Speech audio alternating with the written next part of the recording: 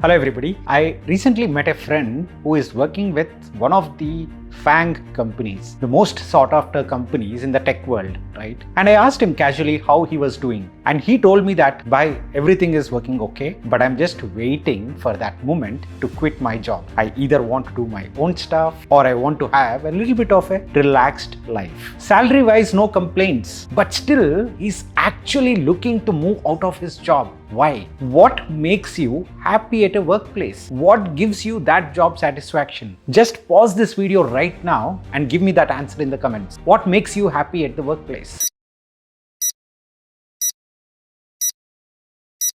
Now, there is a lot of debate, there is a lot of research done by Harvard Business School, HBR publishes a lot of articles, different scholarly reports online, and all of them have come up with multiple factors around what gives great employee satisfaction and what an employer should do. But in my opinion, none of these work in the Indian context because this is an employer-driven market where employer companies have the upper hand, the advantage because of the competition amongst the talent. So the factors over here for the employees are very different. And let's not talk even about the free lunch, the free breakfast, or the free transportation back and forth from the office, all these kind of things. They are actually some kind of luxury. So let's get to the basics of what gives that job satisfaction. And the first point I want to highlight is, of course, salary. Yes, no amount of salary is enough for any of us, both for you and for me. We are never happy with our salary because there is always an higher amount that we would want. Then what is the realistic expectation that we can have with respect to salary? At least in the IT space, if our salary is 3 times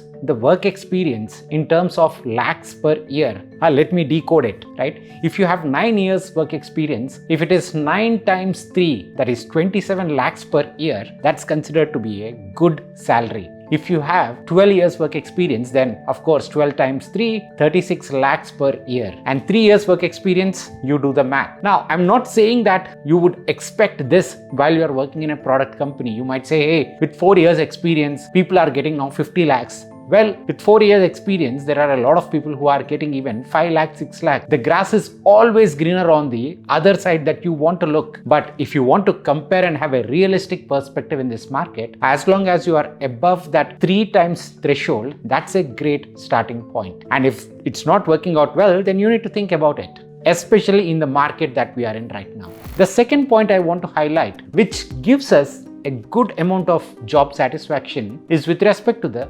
learnings. Yes, imagine you are working on a maintenance project. You are a back-end developer and you spend a lot of time on just maintenance of a particular project. Do you get a chance to learn? Unlikely. Will you be happy? Unlikely. Now, if you are a front-end developer and all your work is about doing those cosmetic changes, will you again get an opportunity to learn? Absolutely not. So these projects which do not offer you any type of learning will also start eating your mental peace to an extent, because you are worried if you go and sit in the next interview, what are you going to talk about? These 4 years or 5 years that you have spent at a company does not add much value or weight to your resume.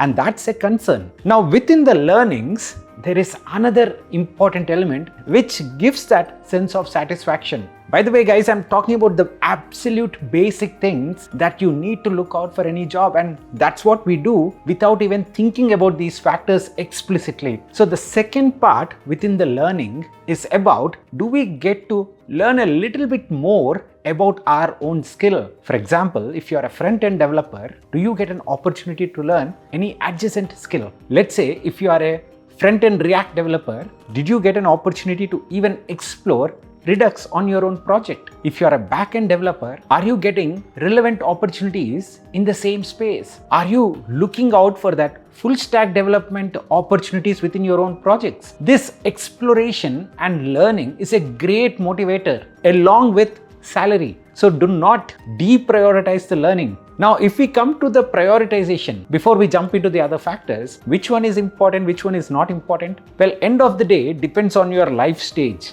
If you are pretty young in your career, 2 years, 3 years work experience, you might say, hey, I'll work for 24 hours a day and I want to have great learning, even for a little bit of lesser salary. But if you're a different life stage, then you say that, hey, I'm a highly impactful worker, and even if I work for 2 hours a day, that adds a lot of value to my company because I have that relevant work experience. So I need high salary for that work. So it depends on your life stage with respect to what is the prioritization and how much each factor adds up to your own decision making. The third factor which is important for the job satisfaction after salary and learning is the rewards and recognition. I'm not saying that you need to have a pat on the back, kiss on the cheek kind of award every single quarter. All I'm saying is, does your client or your manager's manager, super senior boss, do they ever come to you and say, hey guys, how is your project going? Are you facing any problems?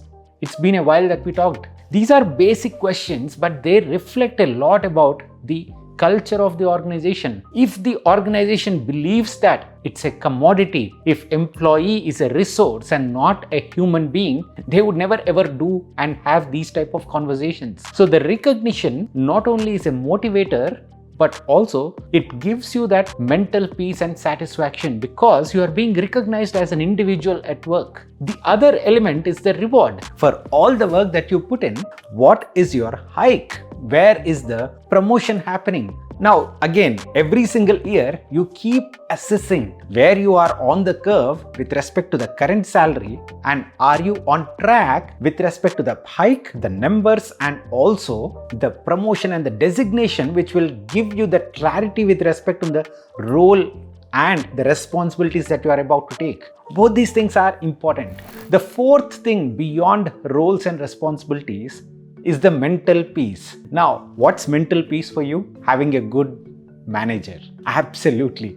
There is a very, very good quote which says, people don't leave companies, but why don't you go ahead and complete the quote in the comment section? And that I completely agree with. Because you're having a good day and your manager calls you and says, hey Keshav, why didn't you attend the meeting this morning? Can you come up to the office immediately? Now, these kind of conversations are not pleasant. If your manager is a good person, then the manager would say, hey, you missed out on an important meeting. Don't do that again.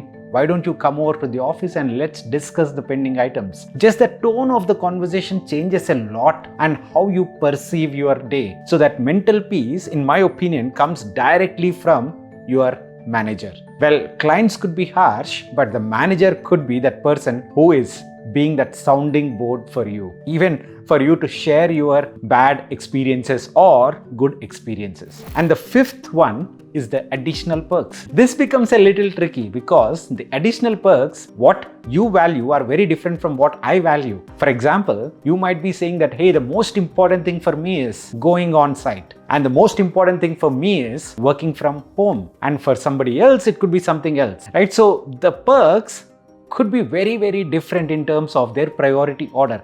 But what's the most annoying thing with respect to the other perks is the promise is different when you are about to join the company, and once you join after 6 months, all the policies change and the HR will say, this is a new policy coming straight from the CEO. So no more work from home, no more on-site opportunities for this particular talent pool.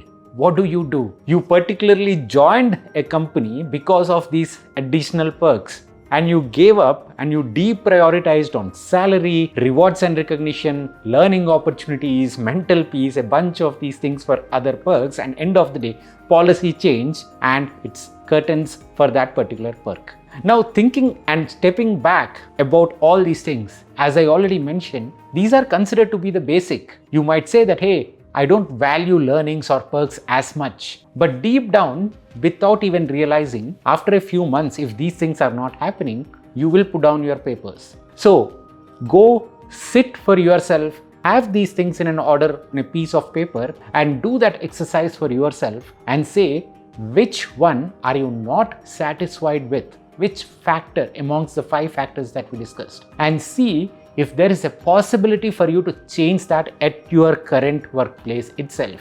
Because you know people, you probably can change a few things, go ahead and do it, because there is no guarantee that these things will work out in the next workplace as well. Hope this video is helpful. Please do share it with your friends and do let me know if I have missed any points, and I'll try to add them in the next video. Thank you so much guys, and see you again. Bye bye.